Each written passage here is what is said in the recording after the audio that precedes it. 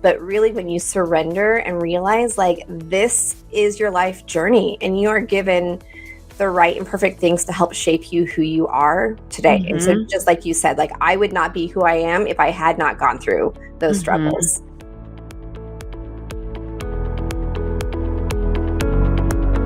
All right, you guys, I am so excited to have Millie on. Millie and I have been working together for a while now. She has been a guest inside Your Cycle Advantage, and I am so excited and so happy to bring her because I know so many of the women that I have introduced her to have walked away just totally transformed and totally changed, and what she's doing is awesome. And so I'm excited to have her here with us. Thanks, Renee, for having me. I'm really excited to be on and connect with your audience and just kind of share what I'm all about. So Yeah. So why don't we just start there? Why don't you share a little bit about who you are, what you love, anything like that? Yeah, so I am a mom. I'm a boy mom. I have a 6-year-old and an 8-year-old, and I live up in Idaho, just outside of Boise. I actually was prior an elementary school teacher, turned stay-at-home mom, turned burned out mom, which then just started my healing journey basically and getting to the root cause of what was causing my anxiety and my overwhelm in motherhood, which led me then to becoming a holistic practitioner and a mom mindset coach. Yeah, it's amazing. And we were just talking about this weekend with the retreat that I was at about how all of our experiences, all of our life happenings, like all of those things are help shaping and directing the path that we're on. And there was this exercise that they had us do where we were in this meditation and focusing on things that we were grateful for and gratitude. And then she started pulling in like, remember back to something that was really hard or challenging, or in the moment you were not happy about it, but now you can look back and be grateful for it. And now you can be so thankful that you walked through that journey because it shaped who you are today. And it's so amazing too. Like you probably would have never made it to this point without that struggle and without that hard time in motherhood. And I think that that's so beautiful. It's so wonderful when we start to even look at our experiences and our challenges from that lens and that point of view of like, this is just, and I remember when Joe had his brain tumor at the time, I was like, this is just going to be part of our story. This is just going to be a part of our story. This is the story. This is the story. Like repeating it over and over because it was such a hard, challenging time. But that frame of mind and that lens of this is just going to be a part of the story. Like someday I will be thankful for this moment. In the moment, it doesn't feel like it, but someday I will. Yeah, absolutely. I mean, definitely how you think about things really determines, of course, the emotional response you have, and then also the action you take upon it. And that's what I'm all about is helping educate women, and particularly moms, about how we need to shift the story and the dialogue we have within us and really stop looking at the fact that things are happening to us, but they're actually happening for us. And I know that can ruffle a lot of feathers because people are like, no, like I've been through some major stuff. Like, it's been hard. There's trauma, there's different levels of it. But really, when you surrender and realize like this is your life journey and you are given the right and perfect things to help shape you who you are today. And so just like you said, like I would not be who I am if I had not gone through those struggles. Yeah. And it makes such a huge difference when we take that frame and that lens. So I know you and I were chit-chatting about like, what do we want to talk about? Because we work together so closely all the time that we have conversations all the time. So we're like, what do we want to bring and what do we need to talk to you guys about? So when Millie and I were chit-chatting back and forth beforehand, we kind of were talking and going back and forth about, how it's so important for us to be aware of what's going on with our emotions, like how our emotions and those feelings make such a huge difference in our life. And for me, I tend to be very aware of like what I'm actually feeling and what's going on inside my body. But there's also a whole layer of emotions and things going on that we don't even necessarily know are happening down there, that we don't have that awareness to. And I think that that's one of the biggest things I've learned with you is those experiences and things that we maybe have squashed down in the past, those lessons that we've learned, those things that we've gone through, whether they're big traumas or little traumas or no trauma, like all of those experiences have shaped the thought process that we have today. and shape the way we step into today. And I think it's really, really important to talk about that, because oftentimes we think we are just in this one moment. And I do believe that we have massive power to shape the future based on how we respond in this moment. But how we respond in this moment is also impacted by all of that past experience and those past memories and moments. And so I would love for you to share a little bit more about that and how uncovering those emotions and listening to those stories and digging into that can really shape how you go forward. Yeah, absolutely. I mean, really, like I was saying, like every moment we have in our life is working towards shaping us, is causing us to redirect the path we're on or our thought processes. But the problem is so often we get too wrapped up in the emotional charge that's behind it. Really, I come from a philosophy that how you think about something determines how you feel about something, which determines the action in which you're taking. So, like you said, whether it's big trauma or little trauma, we all have these life experiences and these events, right down to as simple as getting up in front of your class to do some kind of public speaking thing and somebody laughs at you, which then later on, then you're like, why am I having this like these feelings stir up this physical response and this emotion now here when I'm trying to do a Facebook Live or get in front of the camera or even just get your message out. And it's because your body keeps count. Like your subconscious mind is the ultimate DVR, and it just keeps all of those things on recording. And so your inner mind cannot tell the difference between the past, the present, or even the future. It all kind of meshes in one. So when you start having these emotions coming up, the other thing I want to say is really the lifespan of emotion is only 90 seconds, which is interesting. People are going to be like, wait, no, like it lasts way back when. Well, that's the actual charge that it has when it comes into your body and you're feeling it. So you have a choice right then and there. Yeah. You can have a choice of number one, I'm just going to stuff this down and I'm going to ignore it, which then it just leads to festering and bubbling up and it's not being addressed. Or you can give it the acknowledgement and just recognize I'm having an emotional experience. I feel this way and it's okay. And I'm going to allow this to pass through me. I was reading something from Abraham Hicks, and she was talking about, or they were talking about the fact that if you have a negative thought drop into your mind, instead of focusing on, oh, I'm not going to think this way, tune in more to actually something that feels good, that's something that made you happy, that has nothing to do with that thought. Yeah. Because you're reshifting your energy. And I kind of pull in from that mindset, but also the fact that we are all energetic beings, you know, and we have that charge within us that causes blocks. I mean, emotions are just energy in motion. Yeah.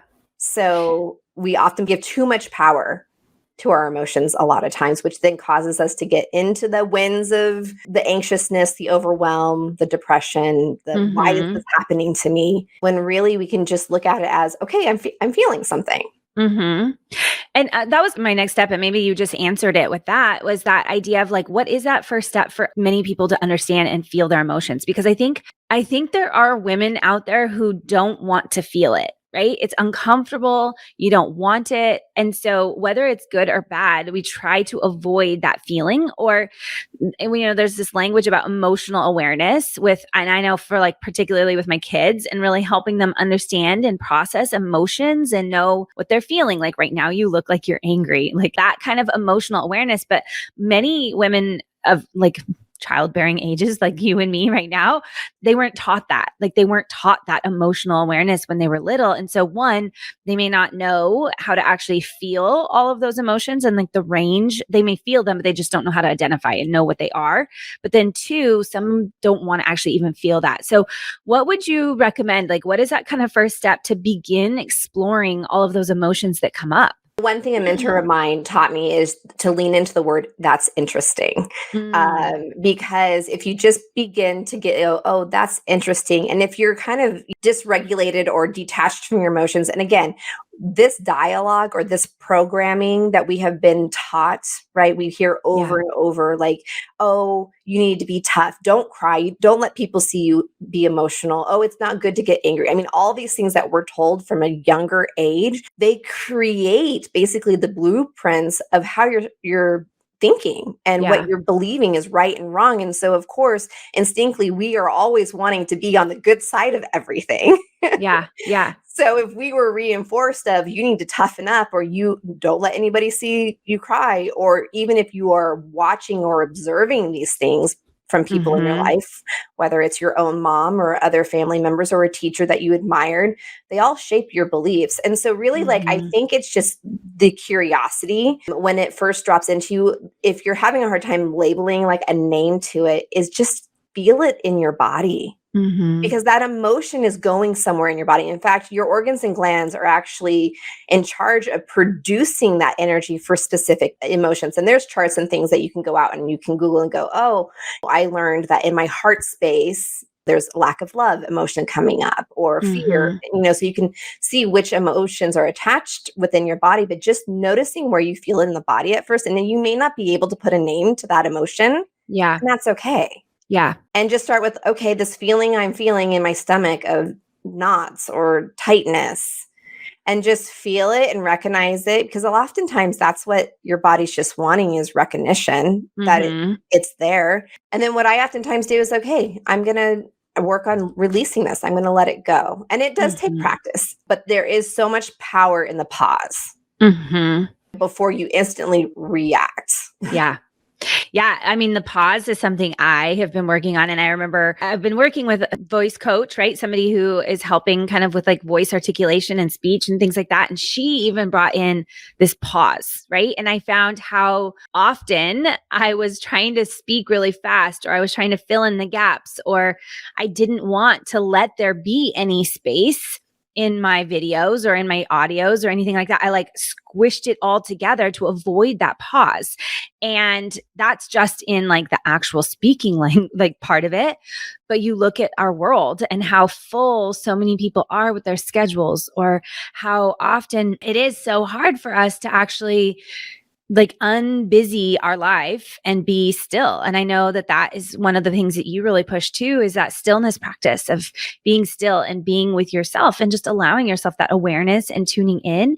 And I think the busyness, right, of like social media and going and the full schedules and all of the things that we're potentially doing are limiting what is possible for us. So I really would love to talk a little bit about what is possible when you actually start moving through these emotions, right? Like what becomes available to you? Because I know I just went to a business retreat, and the entire business retreat, there's not a single thing we talked about in terms of online business, funnels, like landing pages, like ads. Like there was nothing of that. The whole entire retreat was all about this inner work, processing emotions, unbusying from life, right? And being really connected and present in the moment. And I think the reason is because that directly impacts your growth. It directly impacts your revenue. And I mean, I know that's why you and I started working together.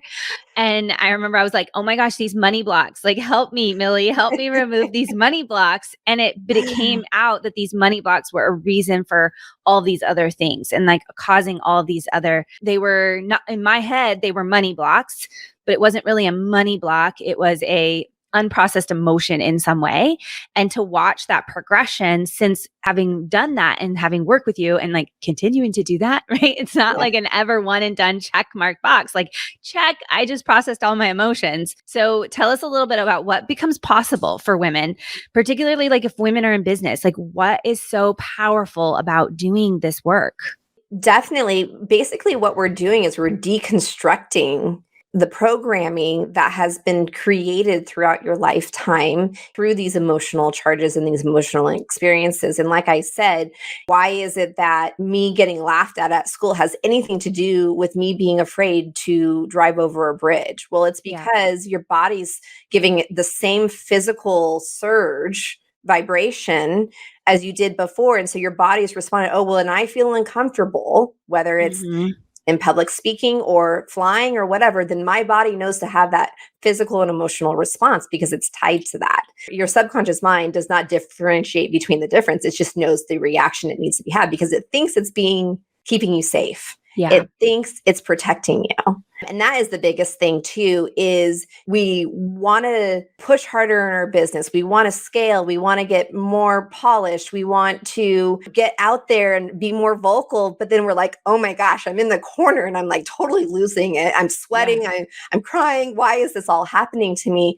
Again, it's because your body's having an emotional response based on prior beliefs, experiences, and that emotion stays trapped in your body. And that's what I helped do, is I helped shift that out between the limiting beliefs. But what's possible is you, for the first time, being able to actually truly step in fully to your life's calling, for you to finally get out of your own way and show up for that one person that's needing to hear your voice or hear your journey. And that was a huge impact for me, because I kept going. I did a public speaking challenge of like getting visible about a year and a half ago. And she made the comment, she's like, the thing that shifted her, which then had a huge impact for me, was how selfish is it for me not to get out of my own way so that I can help the other person? And for me, that began with doing the inner work. Yeah. Getting through the blocks and releasing that emotional charge so that I could show up better. This idea of being able to, like, the fact that I'm doing this. I mean, 2 years ago, getting even just on something like this for a podcast, I would have been freaking out like for 24 hours before this. So, and the other thing too is when you release these ties, you actually open yourself up for more abundance. And I'm not just talking about financial abundance. I'm talking about actually enjoying life more, recognizing and tuning into your own body. And I think that's a really big thing, is knowing when I need to slow down. So that helps me speed up later on when I need it, which is what plays in with even the work I've been doing with you, is tuning into my cycle and recognizing how that all interweaves. And that's really the thing, is so often we address the physical aspect of our bodies, thinking, oh, I just need to accomplish this in a more tangible physical realm to be able to propel. But in reality, you need to treat the whole person, mind, body, and spirit. And for me, that stillness practice has helped me align more with my intuition. So that helps guide me actually to what I'm supposed to be doing in my business. Because like you said, we're fast paced. And if we don't slow down, we actually might be missing some of the messages that are being placed on our hearts, what the next step is. Yeah. So, well, and I think that that's like, for me, the aha that I've had this last week or so is building the website, doing the podcast. Like when you look at and you break it all down and you look at all the pieces and the tasks, it's all of that's really quite simple, right? Like there's strategy and there's some ideas to it, but it's really, there's some ways, like tried and true ways of working and doing it. The part that makes it challenging and makes it difficult is all of these things that go into it, right? All of the belief, all of the emotion, right? Getting on a Facebook Live is really truly just turning on a camera. But when we turn on that camera, it has all of those layers of emotion and feeling and belief behind it that is making that one little act of like pushing the button on the computer really, really challenging. And I think that that's where most of us are not really paying attention to, is like, what is causing all of those feelings? And that is actually why you and I started working together. I was like, I've checked all the boxes of the other stuff, right? The external world, the external things. I have it all checked off, but for some reason, it's not moving the way I want it to. And in that was, why is it not doing this? Like, why when I look at my friend right here, and she's done the exact same thing, checked all her boxes, and she's thriving, and I'm not, like, what the heck is the difference? And it is this little piece. This is what makes it so challenging. This is why I would say business and motherhood are the two most refining things you will ever do in life, because it causes you to really look at your stuff. Right. Yeah, right. It brings up a ton of triggers, and triggers are the window or the mirror into what really is going on within you. And it's interesting because we oftentimes just make it so much about us, right? Versus just really detaching the emotion from it. And that's the biggest part too, is learning how to detach the emotion from it and really looking at it as, this is just a task, or just looking at it in your business of, I'm just gathering data. Yeah. This is just something that's taking me to the next step, but we get so wrapped up in how it all feels and how it feels Yeah. like, and that's why operating outside of your comfort zone Yes. is important. You already mentioned it. Like this journey, there's no like one and done. It's Yeah. forever changing. And even me personally in my own business, like I've been working through some stuff too, but what that does is that continues to keep you moving Yeah. forward. Yeah. And if you can actually lean into the discomfort and recognize and look at it instead of going like, oh my gosh, like I'm falling to pieces, but look at it as, wow, this is exciting because guess what's happening? I'm shedding away stuff that's no longer serve me, and I'm ready to up level again. Yeah. And I mean, that goes like just this last week when I was with my mentor, and he was showing like the business growth he's had. And his business growth was not just like a steady incline. It was, like this, and then straight up, and then a steady, like almost like stairs, right? And and he called those spots like a quantum leap, right? When it surpasses all normal like expectation of what you would expect. You'd think that business and things is just a steady growth.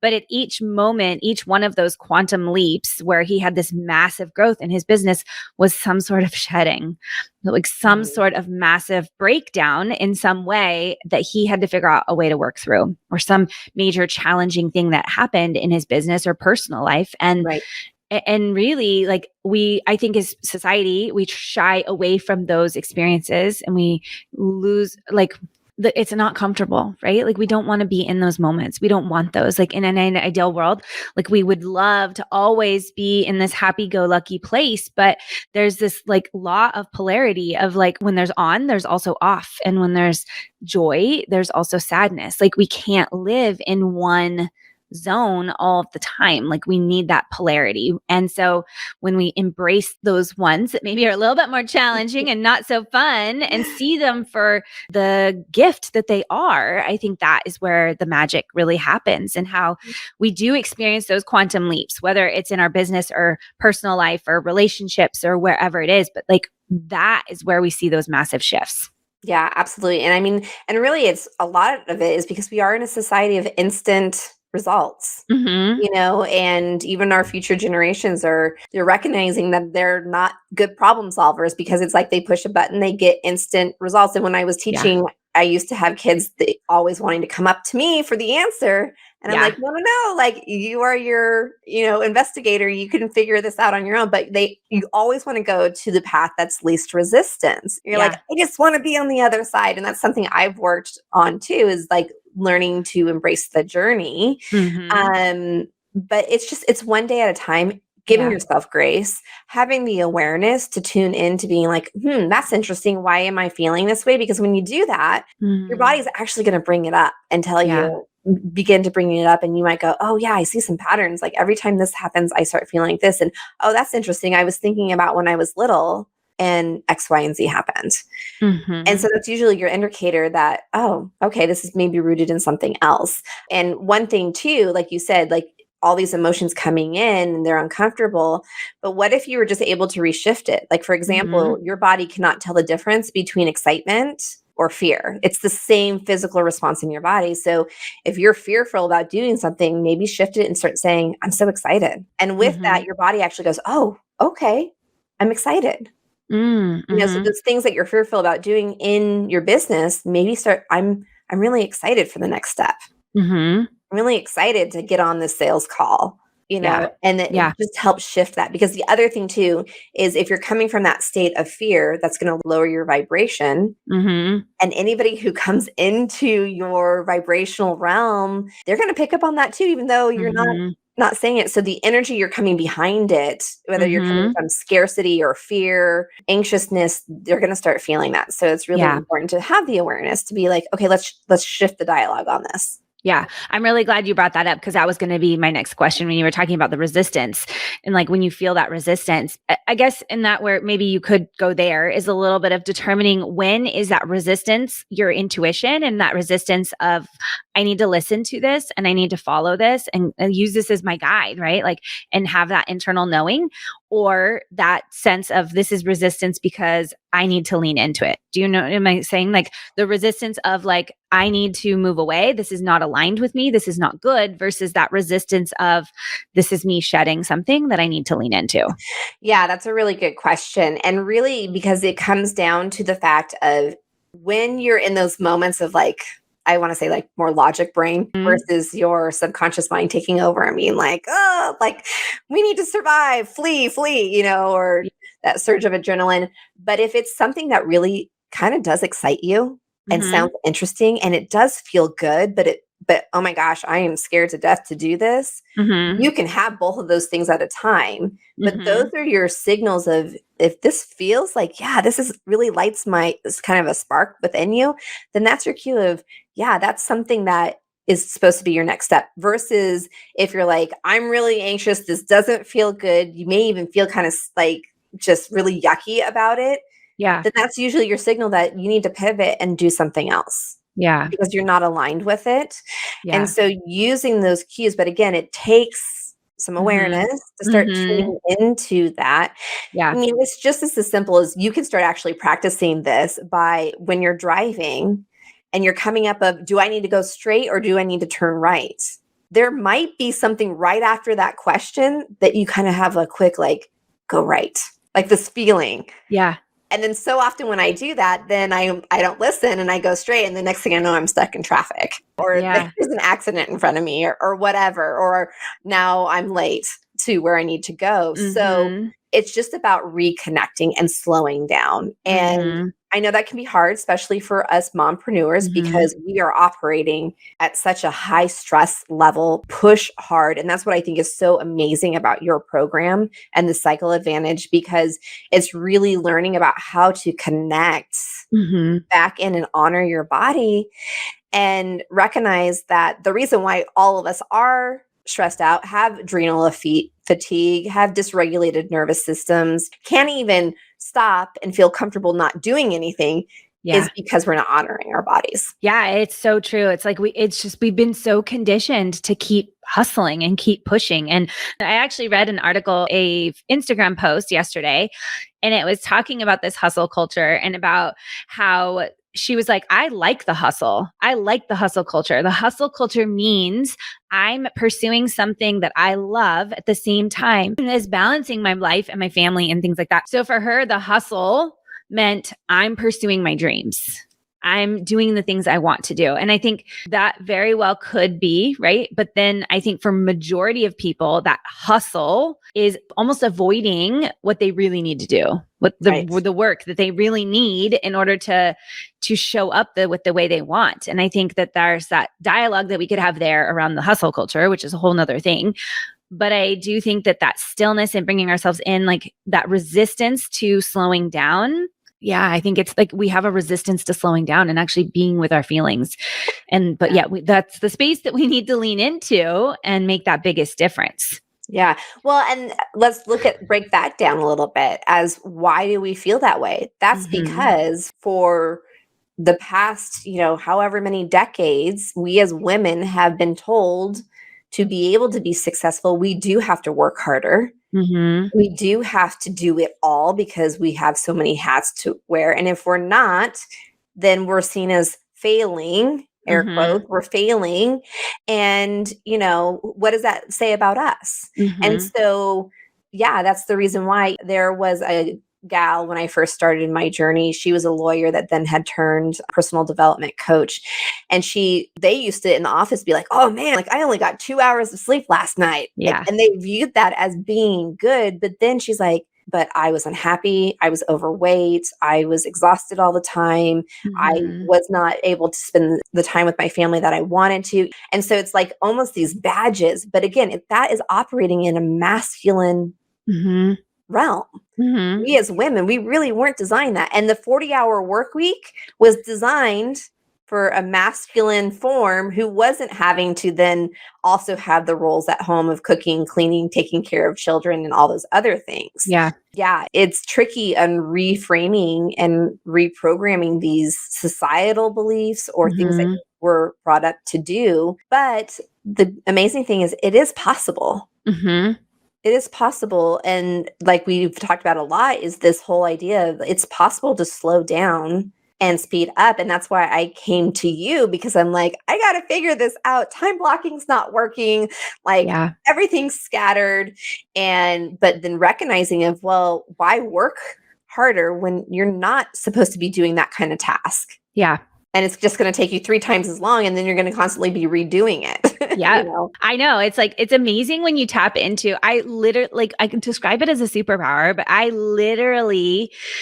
can sit down and try to write something and feel like it is so incredibly hard. I'm pushing and working and struggling. And sometimes I have to, right? Like, we can't operate within our cycle all the time. And if people think that that's what the cycle advantage is about, I'm like, it's not, right? Like, there's plenty of times that I'm still operating out of where my cycle's at, but it takes me so much more effort. It takes me so much more work to do that than when I enter into that writing phase. I feel just like my copy is so magnetic, and I feel like I can connect and the words just flow out of the page. And it's just, it produces higher quality work, and it's so much easier. It takes you less time to actually do it than when we have this mentality of just like, oh, I've got this checklist of to-dos.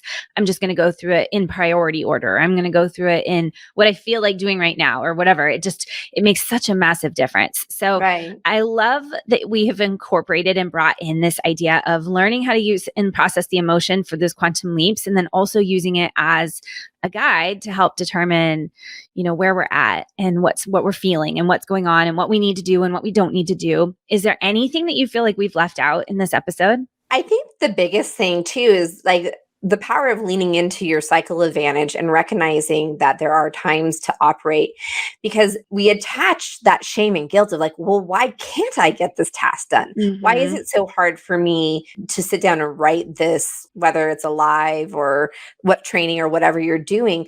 And then you fall into that trap of then, feeling all that guilt and those shames and those emotions come up, versus being like, oh, like getting into your logic brain and going, oh, yeah, that makes sense. Like I'm on my recharge phase. Yeah. And again, it takes the cause and effect and it shifts it into more logical, be like, oh yeah, like I don't need to get emotional about this. And so I think that's just the biggest thing. I want to make that connection, because we have that unnecessary emotional charge when we aren't honoring the fact that that's just not the right time for it. And that's okay.